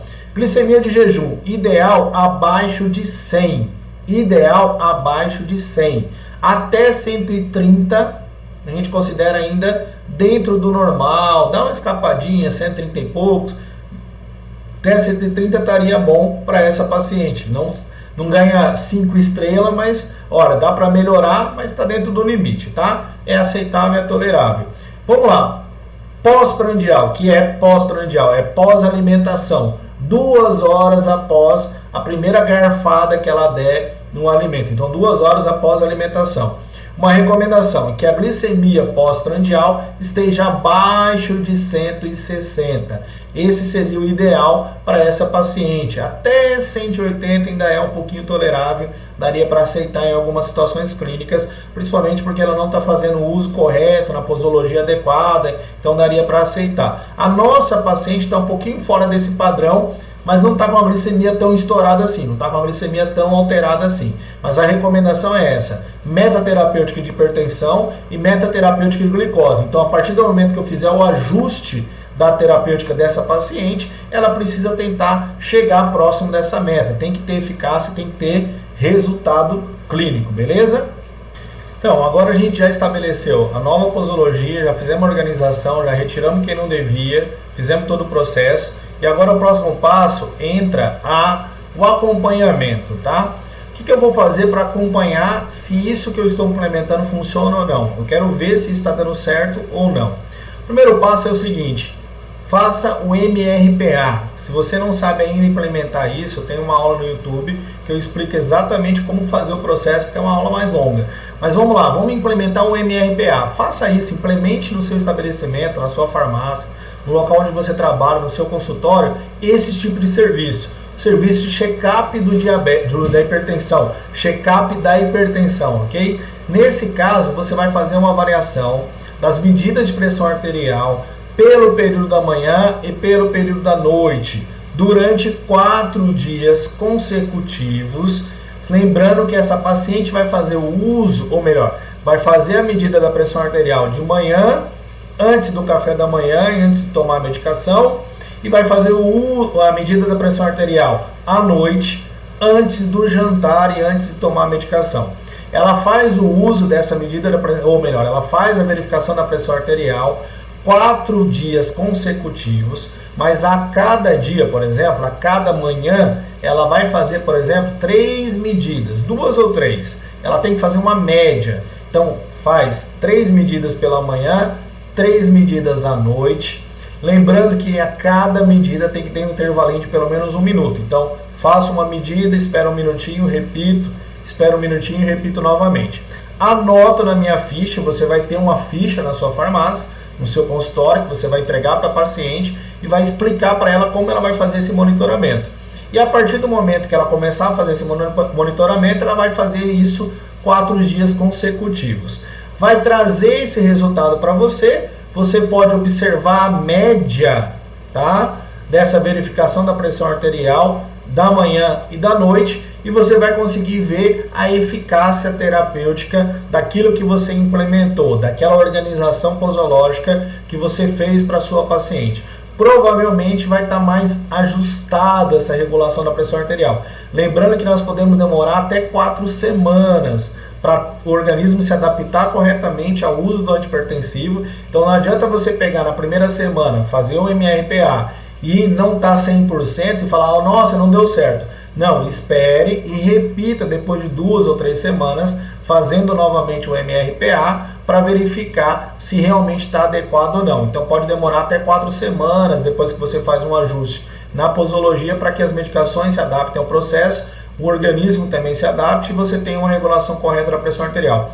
Faça o MRPA, medida de pressão arterial residencial, e ela pode utilizar aquele aparelho, né, que ela usa residencialmente, aquele aparelhinho que já é de costume, seguindo todas as recomendações, tá? Não dá pra gente detalhar tudo aqui, mas a medida de pressão arterial com o aparelho, a altura do coração, não pode estar com a perna cruzada, bexiga cheia, sem ingestão de álcool, sem ingestão de bebida alcoólica, de café, qualquer coisa desse tipo que pode interferir. Se ela fizer certinho essas orientações, anotar para você as informações, você já vai ter as orientações da utilização da medicação e já vai ter uma percepção se está funcionando ou não.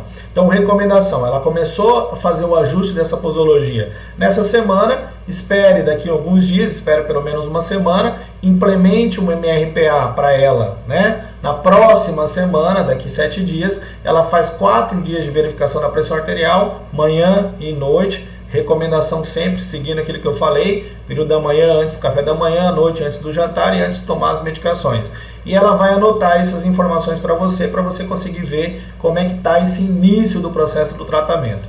Se ainda não tiver 100%, espera mais algumas semanas, pelo menos 2, e você vai novamente repetir o MRPA e aí sim verificar, é de manhã ou é à noite que está dando errado o processo, ou está funcionando, fiz tudo certinho, está dando certo, está tudo ok, a pressão arterial da paciente está organizada. É possível que vai dar certo, tem grande chance de funcionar, porque as nossas pacientes funcionam, nossos pacientes que nós atendemos aqui, a gente tem esse acompanhamento e isso funciona muito bem, tem a organização posológica, o paciente adere ao tratamento, tem a terapêutica correta, na dose correta, na forma adequada, e isso controla a pressão arterial do paciente, ok?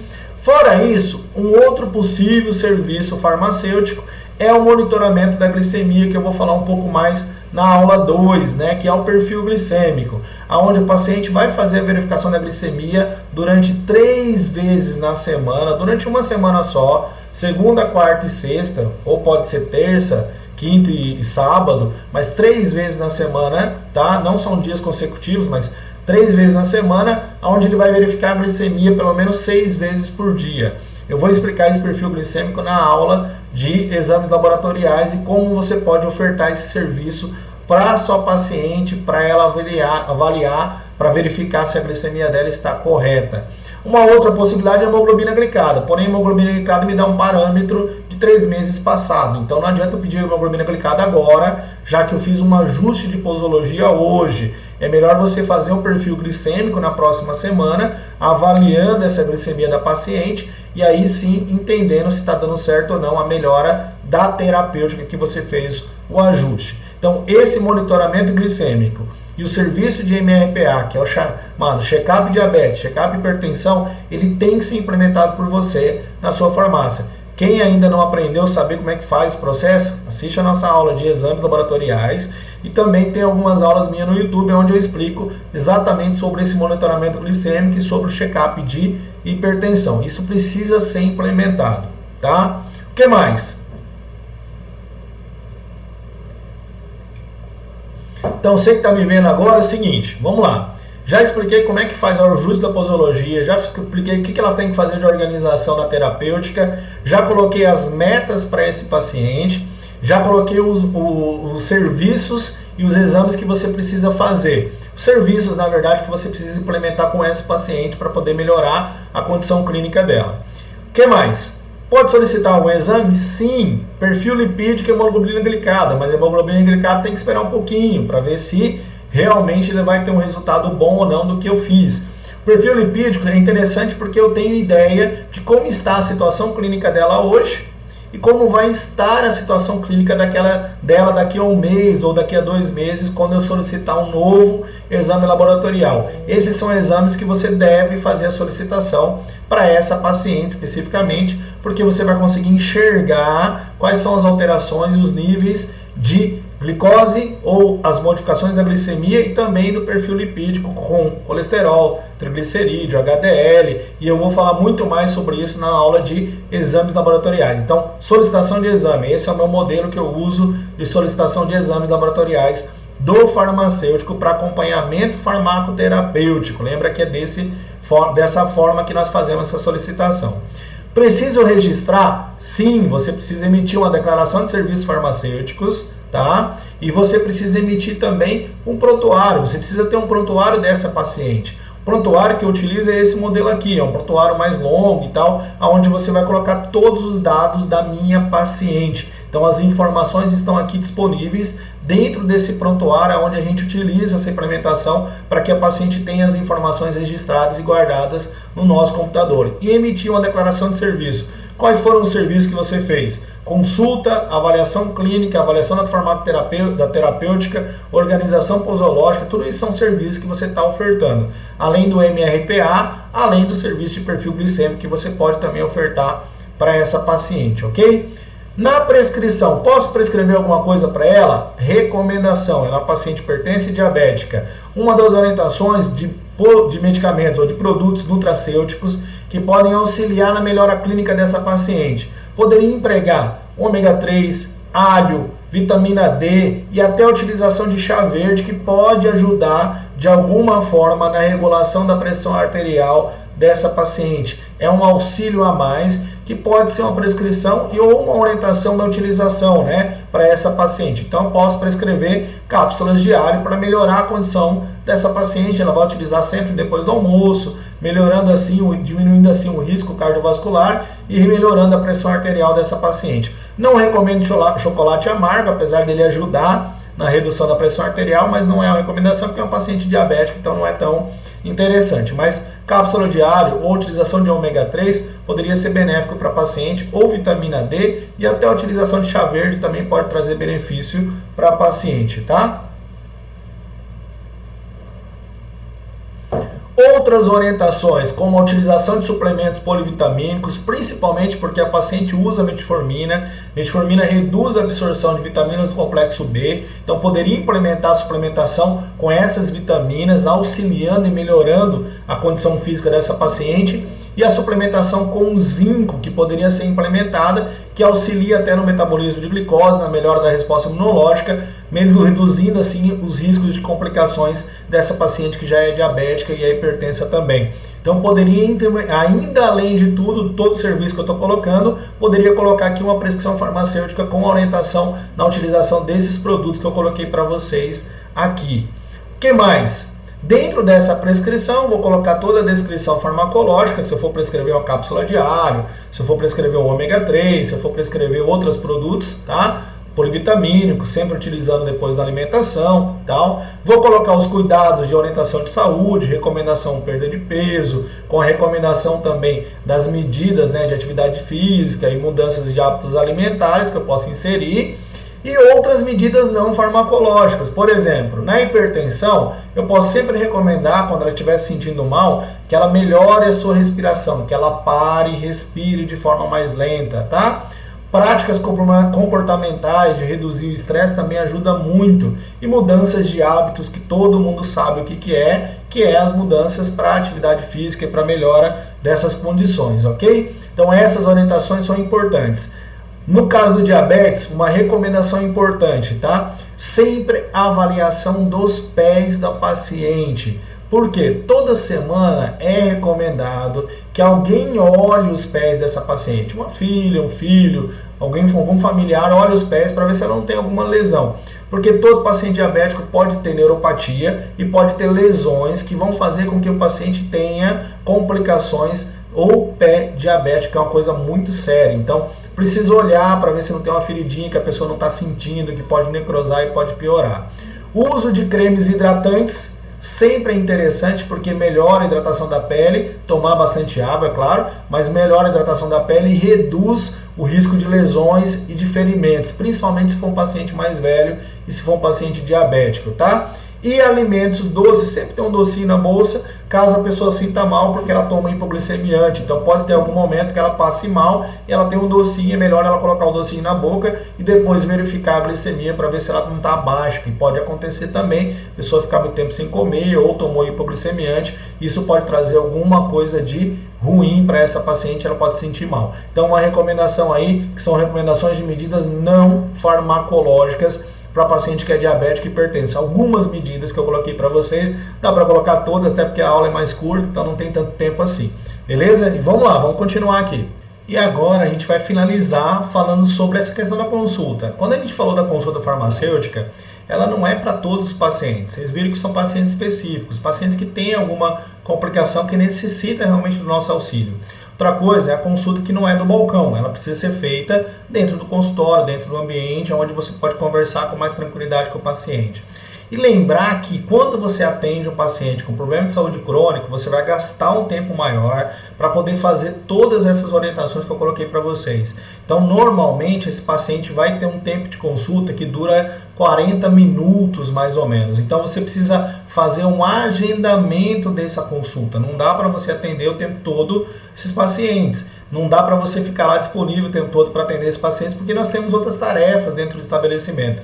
Então, o que você vai fazer? Você vai estabelecer uma agenda de organização para que você tenha 2 ou 3 pacientes, ou até mais que isso, durante os dias de atendimento que você vai organizar na sua rotina. Então, tenta montar esse processo, estabeleça uma agenda e cada consulta de problema de saúde crônico tem um tempo de duração mais longo, que dura em torno de 40 minutos. Uma consulta de problema de saúde autolimitada, ela é mais rápida, 15, 20, 30 minutos, normalmente você já conseguiu fazer tudo o que você precisa fazer, que é entender um pouco o quadro da paciente, saber o que o paciente está apresentando, mas no caso do problema de saúde crônico, você precisa conversar mais, precisa gastar um tempo maior, que dura de 40 minutos a 1 hora, tá? Outra informação importante aqui também, precisa agendar uma consulta de retorno. Então, fiz o meu atendimento, mantenha o contato com o paciente, se possível fale com ele toda semana, fale com seu paciente toda semana para que você saiba se ele está seguindo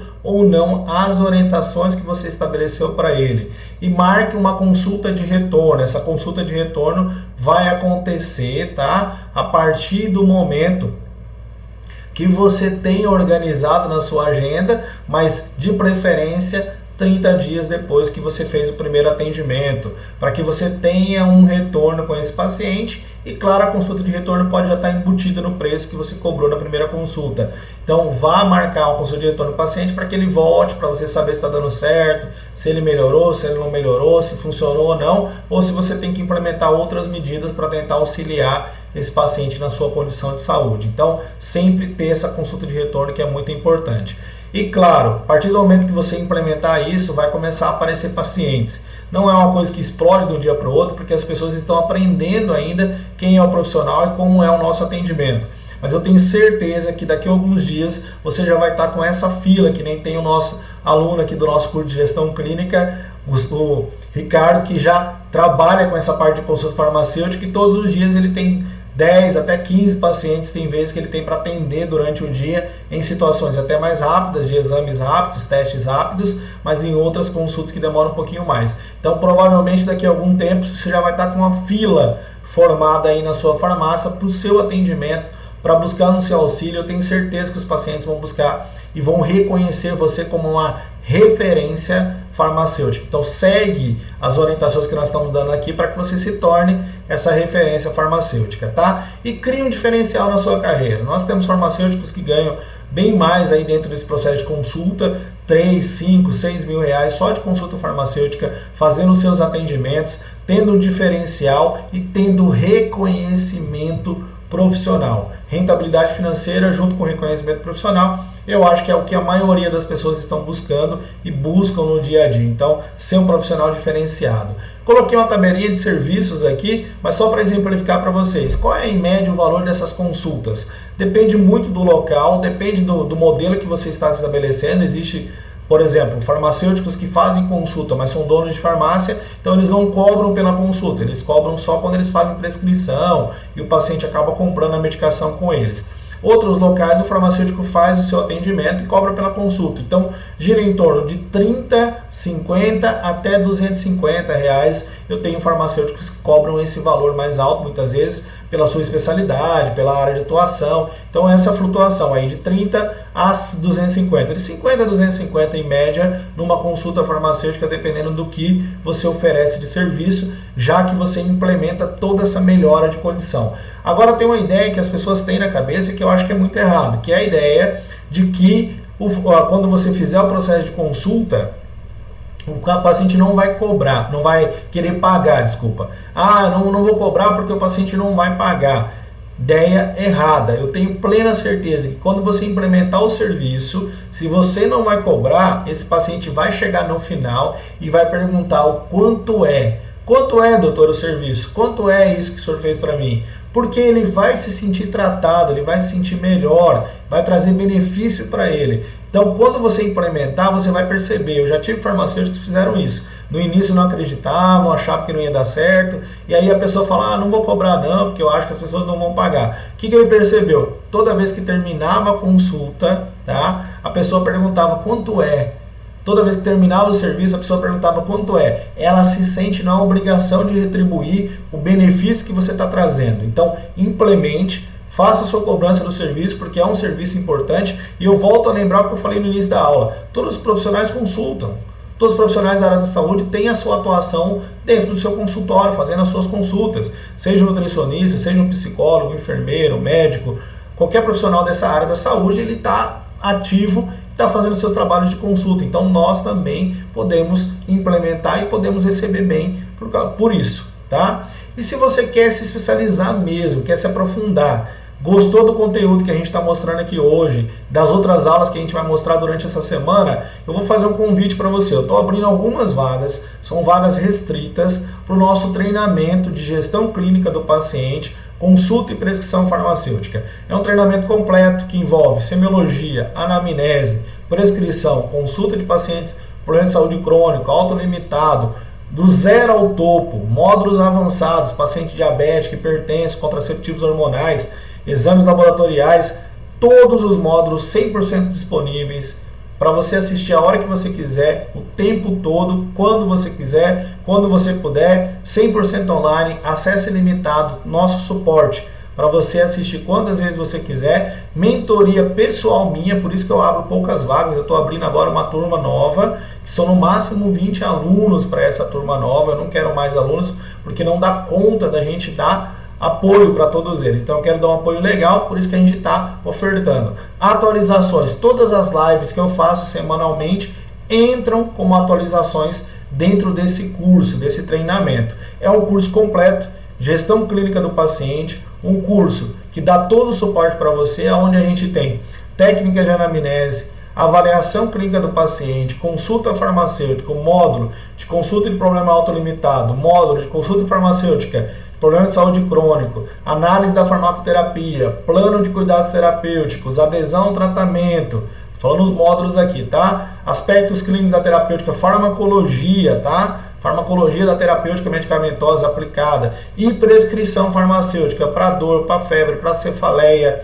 para aspectos legais da prescrição farmacêutica, prescrição para tosse, prescrição para azia, prescrição para diarreia, prescrição para dismenorreia, para dor lombar e para outras doenças, tá? Consulta e manejo terapêutico do paciente hipertenso, módulos avançados de tratamento farmacológico para criança, módulos avançados de tratamento farmacológico para paciente diabético, aula, um curso, tá? Basicamente um curso de contraceptivos hormonais, tá? E todo o conteúdo das nossas lives, que são mais de 30 lives que tem disponíveis para você se aperfeiçoar ainda mais.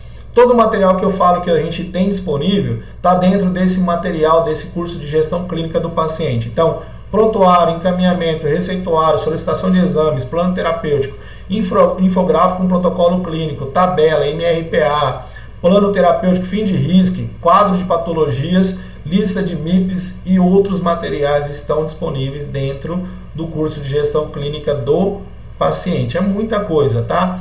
Os e-books de consultório farmacêutico, guia rápido de avaliação do perfil glicêmico, terapêutica medicamentosa no idoso e os infográficos clínicos completos, ok?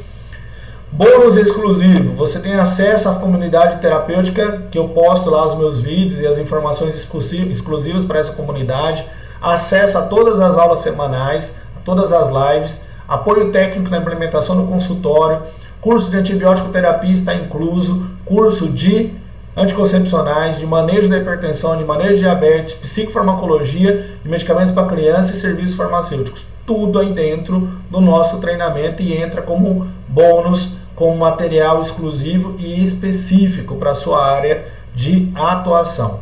Certificação, 200 horas de certificado específico para você utilizar em qualquer situação que você precise de um curso de aperfeiçoamento, precisa mostrar uma certificação válida em todo o território nacional e certificado pela nossa empresa, a Educatec. E claro, os profissionais já fizeram e muitos deles, você pode conferir depois, muitos deles falam realmente muito bem do nosso curso porque eles já conhecem a qualidade dentro do nosso curso de gestão clínica do paciente e prescrição farmacêutica. Então, se você tiver interesse, tem um linkzinho, você vai assistir um vídeo aí, tem um link aí, tem um botãozinho, você clica nesse botão, vai lá conhecer mais do curso, saber mais, e você pode participar dessa turma nova, que é uma turma restrita do nosso treinamento em consulta e prescrição farmacêutica, gestão clínica do paciente. As matrículas estão abertas por apenas alguns dias, nós vamos abrir por alguns dias e depois a gente encerra esse período de matrícula. Eu te aguardo lá e fico esperando você entrar comigo, eu vou estar junto com você 100% no WhatsApp, a hora que você precisar, em aulas online, na hora que você precisar, para te auxiliar em todo o processo de implementação e tudo que você precisa saber daqui para frente, já que você vai se tornar uma referência em consulta e prescrição farmacêutica, beleza? Valeu, até mais, te aguardo lá no nosso treinamento.